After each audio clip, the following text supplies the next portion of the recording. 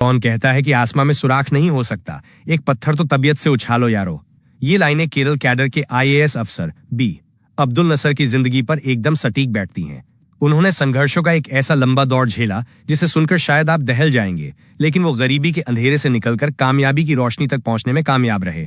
ये कहानी उस बच्चे की है जिसने सिर्फ 5 साल की उम्र में अपने पिता को खो दिया, जिसका बचपन अनाथालयों की चारदीवारी में बीता, पर उसने अपने सपनों को कभी टूटने नहीं दिया। क्या आप सोच सकते हैं कि एक लड़का जो 10 साल की उम्र में होटलों में प्लेटें साफ करता था, गलियों में अखबार फेंकता था, वो एक दिन बिना यूपीएससी की परीक्षा दिए सीधा आईएएस अफसर बन सकता है?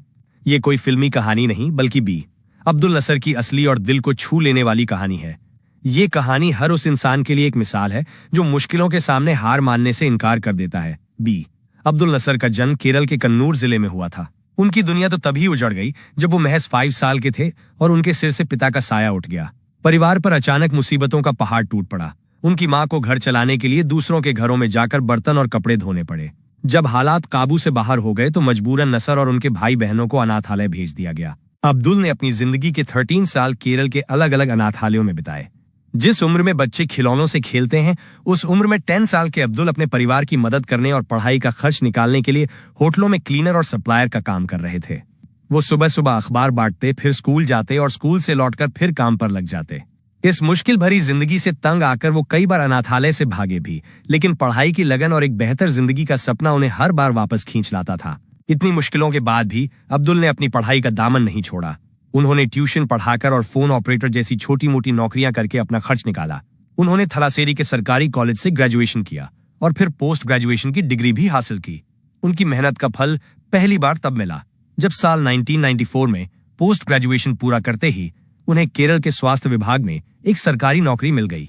ये उनके लिए एक बहुत बड़ी कामयाबी थी, लेकिन उनके सपनों की उड़ान अभी बाकी थी।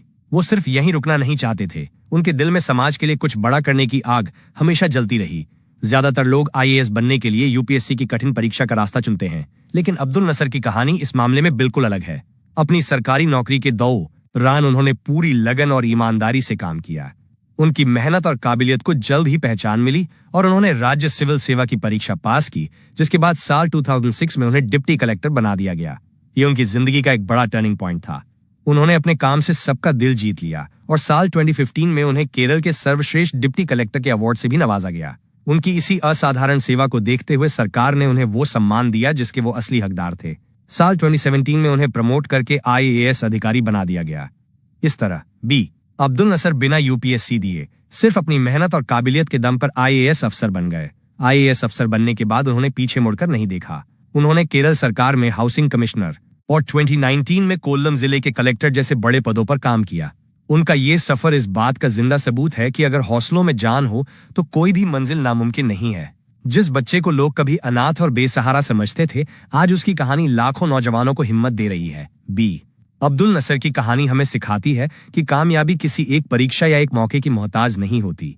ये तो लगातार की गई मेहनत, मजबूत इरादों और खुद पर अटूट विश्वास का नतीजा है। उन्होंने ये साबित कर दिया कि हालात चाहे कितने भी बुरे क्यों न हो, इंसान अपनी लगन से अपनी किस्मत खुद लिख सकता है। अगर आपको अनाथालय के इस लड़के के अफसर बनने की ये दर्द भरी और प्रेरणादायक कहानी पसंद आई तो इस वीडियो को लाइक करें, अपने दोस्तों के साथ शेयर करें और ऐसी ही सच्ची कहानियों के लिए हमारे चैनल को सब्सक्राइब करना न भूलें।